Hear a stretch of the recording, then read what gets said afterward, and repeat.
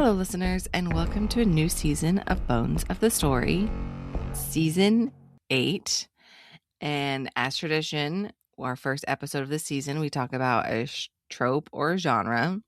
And today we're talking about one of my favorites. I don't know if I should say favorites.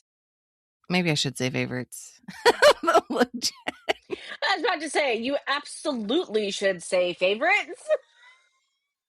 I don't know how you could not Well, say because I was favorites. just thinking about all of the tropes that are above it, that are like super favorite versus this one. Yeah, so today we're talking about the bully trope. And for those who listened to last season, you already know this, but if you haven't, last season we read a book called Leave Me Behind, which had themes of bullying. Bullying. What she said. And that was a milestone for Jenn because this is one of the tropes that she does not like. So that's what brought on the conversation that we're about to have today. And what we like and what we don't like about it. Yes. Would you like me to start or do you want to start? You can start. So I think the reason why I like the bully trope, I think it's the first. I could be making all of this up, so we're just going to go with it. It's going to be a great story.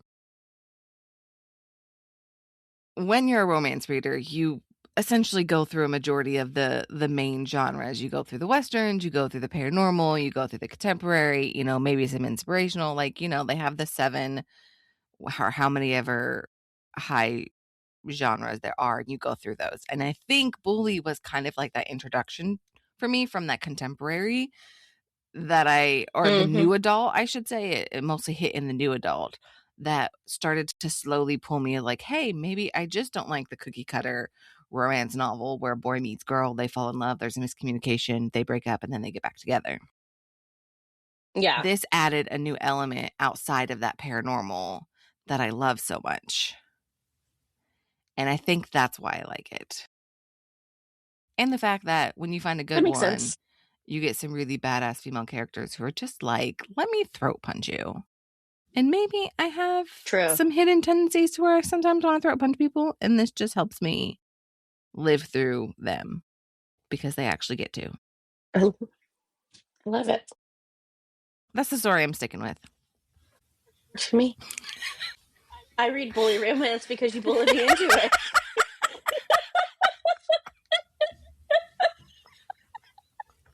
Now everybody's going to hate me, Jenn. I very politely push you outside of your comfort zone. Yeah. Is that what we're going with? That's what we're going with because I still haven't forced you to read Amo. And we read Amo Jones. Yeah, but that was the lightest book I've ever read by her. That's a light and fluffy book for her. Okay. It really wasn't. It really wasn't bad. And I mean, I guess you are kind of going into Penelope Douglas, so Penelope Douglas trying. Yeah. Has some bully. But I remember on the episode Leaving Behind, you kind of talked about what you don't like about it. And I was just wondering if you'd want to recap that for people who haven't listened to that episode. I mean, I really struggle when you have a character that is continuously bullying a character and you're seeing how it's breaking down the character that's getting bullied. Like in those situations, I have I don't enjoy it at all. Like, so when I read Corruption, I don't feel like there was I feel like for her, it wasn't like a kink. It wasn't something that she was working to get over it. Like, she kept getting hurt throughout the book. And that, I can't stand that. Like, I didn't feel like she didn't have, I didn't think that it was building up a backbone. I didn't feel like it was building her character. I didn't feel like it was giving her, showing her strength or you know, it just it wasn't it just wasn't enjoyable for me. Where in Leave Me Behind, or even if you wanted to bring in Credence into it with, I can't remember their names anymore, but the cousin that didn't speak Caleb, and her, yes. So Noah, with Caleb and and my Jake. God, Sorry. what's her name? Is it Tess Alloway? or Taryn? Ter- Tannery? it's a T name. Taryn? It's a T Like name. the terrain So of like a with, forest or something? yeah, it's a weird name. But like with T and Caleb, like yeah, he came on to her super fast and it freaked her out. But from that point forward, she did not let him fuck with her. Like he tried, he was a dick and he bullied her, sure, but she was like, dude, fuck you. Like if it's that, I can get behind that. Like I at least enjoy those better. And with Leave Me Behind, it was that times 10. Like she was the badass of badasses and took it, like gave it as good as she took it. So, you know, for those reasons, I can enjoy it. But in books like Corruption or even Beautiful Fiend, like that's that's a bit too much for me at the end of the day. I can't get behind. I don't tend to enjoy those. So if I'm hearing correctly, your definition of bully, or what everybody's definition is essentially, is where one character is mean to another character, the main characters. Yeah, Whether the main it's characters, yeah. whether it's verbal, physical, gangster even, and it doesn't have the good intentions of the other character.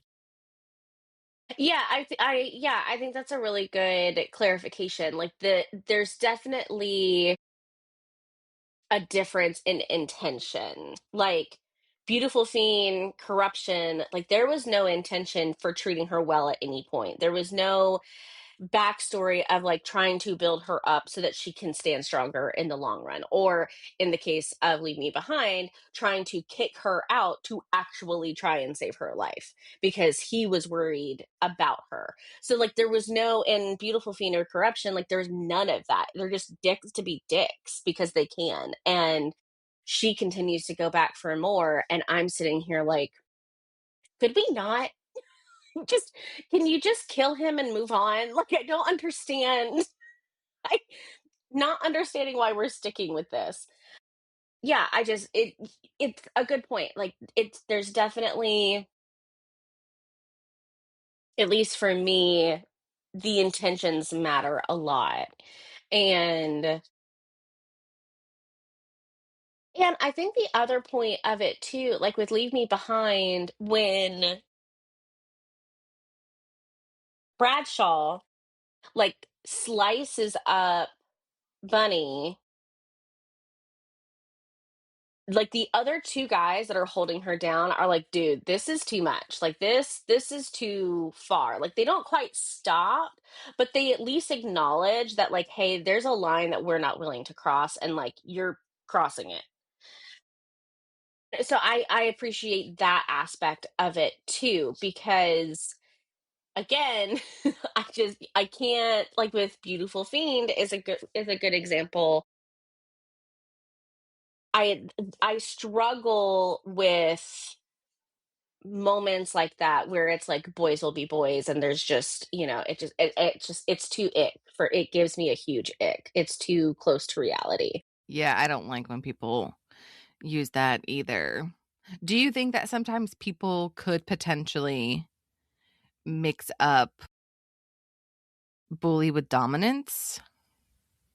Like, You have to give me an example, because in none of the books that I've mentioned so far, that's not dominance. Maybe Leave Me Behind.